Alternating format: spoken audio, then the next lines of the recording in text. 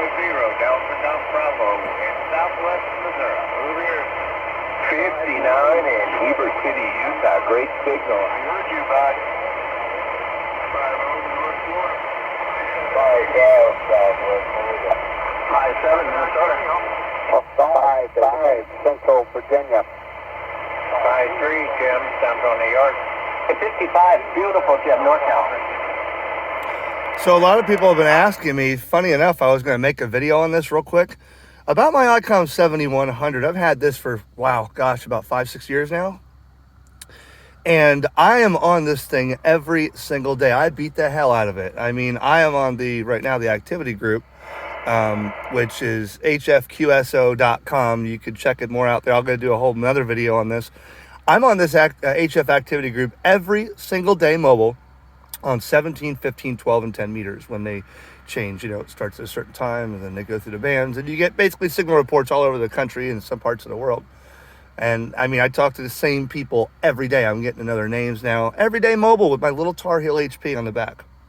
But the 7100, I got to tell you, it's, this is the days of the Icoms with no scope and, waterfall, no color screen, but it is touch screen, but that's fine. This thing, I've gotten nothing but great reports on the 7100 for years with the stock hand mic. And people have asked, well, have you ever had any problems with it? Well, I'll tell you a couple things that, haven't happened based on what I've seen and what have happened. Now, this stays in this vehicle on this Ramacan here. This stays on here all the time. And in the heat, I don't cover it. It doesn't get really direct sunlight in the F-150 here, the work truck. But the screen is not washed out at all. It has not. A lot of people said like the 5100, if any LCD screen that you get, that you leave in the sun like this, is going to wash out over time with the direct sunlight. Now, this one hasn't. It doesn't get direct sunlight, but with the heat, it's held up. Also, the connections in the back, people say that, because the speaker and the mic are plugged in right in the back, and they say over time that they've had problems with the head disconnecting from the radio. I haven't had that problem either. Not sure what about that. Central Virginia. So, plus 20 Central New York. we can go on about that, hfqso.com another time. So one thing, I have had a problem with this. Now, I did modify this. I did cut out the speck of glitter, as it looks like fly poop, and modified it so I can go, way up. I can go down to, for work purposes, down to 46, 47, and actually transmit there. I can go up to, way higher than UHF. I need to go up for UHF business band for work stuff, right? I could do that. I could transmit there. Right. So did that affect my radio at all? Absolutely not. There has been no issue with when I modded this. Some people warned me not to do it. And yeah, it's not, I talk on CB on this thing as well. And a lot of people are going to bash me for that. And I'm sorry, I don't care. Because there's a lot of people out there using a lot of different radios for Citizens Band. But during the day, I'll go down to, 27 megahertz. And somewhere around right here, 385 on sideband. And of course, I could transmit. So 27, 385, excuse me. I was down at 26. Anyways, radio's been doing good. So recently, because I can't see out of my right eye, if I'm looking out the window like this, I'm driving, right? And then I'm keyed up and I'm talking, the thing's off, right? For some reason, there's a little glitch once in a while that if you get a 5.9 plus 20, it's like an over, what's the word I'm looking for here? You know what I'm trying to say. Overpowering, I'm trying to think of that word. When it overpowers the front end of the receiver, sometimes it'll shut off and restart. It depends on if it's like a squealy signal or if it's a very strong signal with a really wide signal, a wide band, it'll just boop, shut off and come back on. But sometimes I'll be talking and not looking at the right eye until I look my head to the right and the thing's off. And then, I'm not sure. It has not. Usually I run this thing at about 90% power and lately 25% mic gain. Usually I run it at about 10 to 15 and it's fine. But Nobody's complaining about the 25% mic gain or the 90%. Sometimes you go to 80%. Even at 100%, it'll run it, but sometimes it'll just cut off. But that happens sporadically. I don't know when or how to know when that's going to happen. I've checked the power leads and stuff. It just depends on that time of day, you know. I use this thing a lot on D-Star, a lot. Hitting this button here, and I'll be on the Vero Beach repeater on D-Star, or the Fort Pierce repeater, or even down south in Miami. A couple repeaters down there. Not Miami, maybe Fort Lauderdale. But use it a lot on D-Star, and it's got a lot of functionality on this thing. You know, this radio for its age definitely does a lot of things that a lot of people would use. And don't get hung up on that scope or the color screen. You know, it'd be cool to have a 7300 in here, but you know what? These things still go for a pretty penny used. You can add a GPS to this, so you can do the near repeater near repeater. You know, if you go to D-Star and you go here and you go near repeater, I can't hit it now, there's no GPS, but if there was, it'll find the nearest repeater based on your GPS. And what am I doing here? There we go. And you could find, you know, analog or digital repeaters in your area. Also, you can use this, and this goes back to a video I did about 5-6 years ago. You can use this for WinLink. You can plug right in with the USB and use it as a WinLink for, you know, 2-meter packet or HF packet, you know, as well as digital modes, of course. But I haven't done that with it in years, because now it's mobile, and this is really where it stays, is mobile.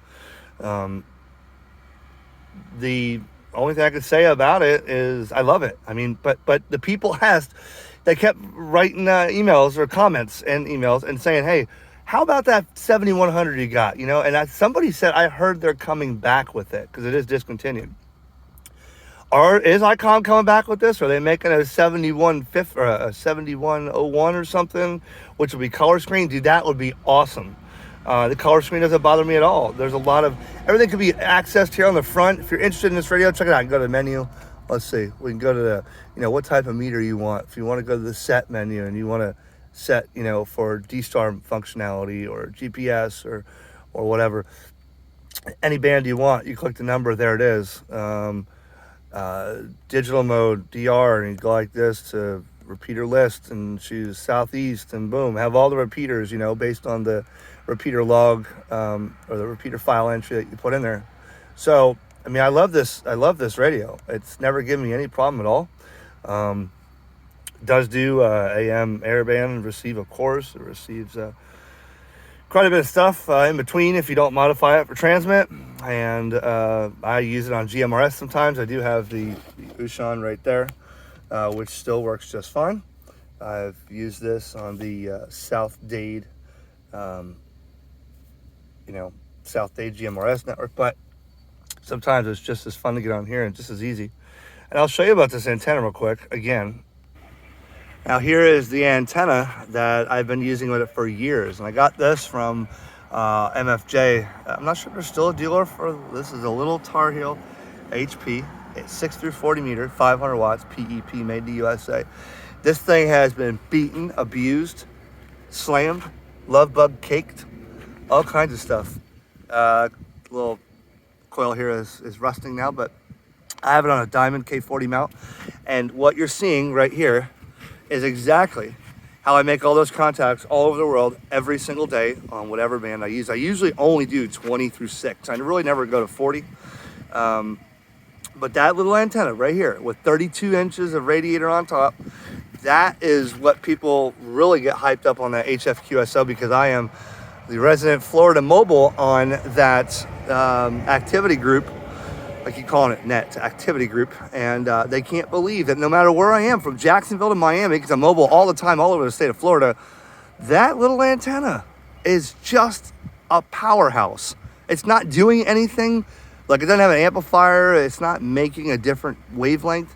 What it's doing is it's giving me one-to-one SWR on wherever I tune that thing, resonant. If I want to go from 17 to 15, I just slide the antenna up or down with the controller inside, the MFJ controller, and I make it to where it's flat, 1-to-1 on the SWR, and no tuner needed, and I could tune it wherever I want. So there you go. See, now this is the MFJ 1924, the screwdriver antenna controller, and you see it says negative. I had a little bit of a connection issue at the antenna. Didn't realize it wasn't rolling down. Went all the way down. Then I realized plugged it back, and now I got to reset it and reprogram the buttons for different bands. But right now I know, now because I've been lazy, I know exactly where 17 meters is, 15, 12, and 10 just by the number on the screen. Then I look on the screen and I see when the SWR is lowest, and bump it up and down here until it's flat. This little MFJ antenna controller I've had for a few years now. It works just fine. I don't see any problem with having something like that.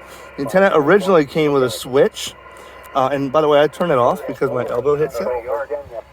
And people have said, well, it does come with a switch.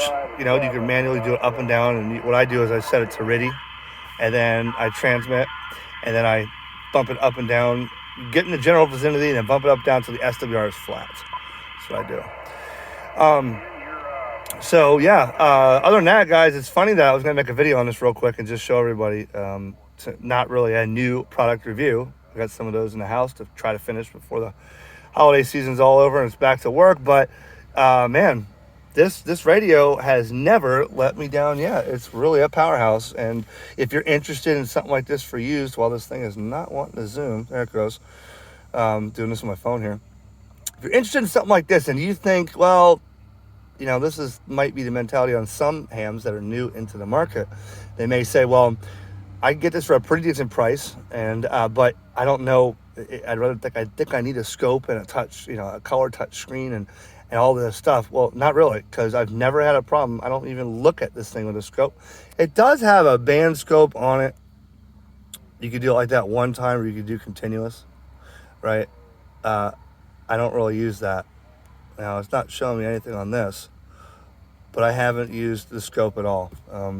It's got an SWR function here where you can graph your SWR on here and see exactly, where your dip is. Okay, it's got voice keyer. The noise blanker seems to work pretty good. I always leave that on. I always leave noise blanker and compression on. Okay, and I'll try to get a clip right here. You hear these stations? I hear them every day, mobile, and I am in the vehicle. So let's see if I can get on this HFQSL mobile, see who I hear. Kilo Victor 4, Kilo X-ray. Great signal. 5-4. I didn't get to check in yet. It'll be a while before I get my name on the list. 5-8, Missouri. To the website.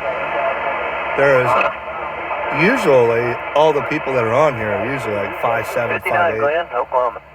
There's Oklahoma's a 5'8". A lot of these people are on Central New York. every day. They're on Wisconsin. Wisconsin, California, New York to Toronto, and we got stations in Mexico and Europe that check in on this activity group. So there you have it, guys. I hope this doing it with my phone, just making a video because people have asked. I hope this does something for you. The Icom 7100, I'm going to keep it in here. It's going to stay in here, and when it dies, I'll get it repaired. 7-3.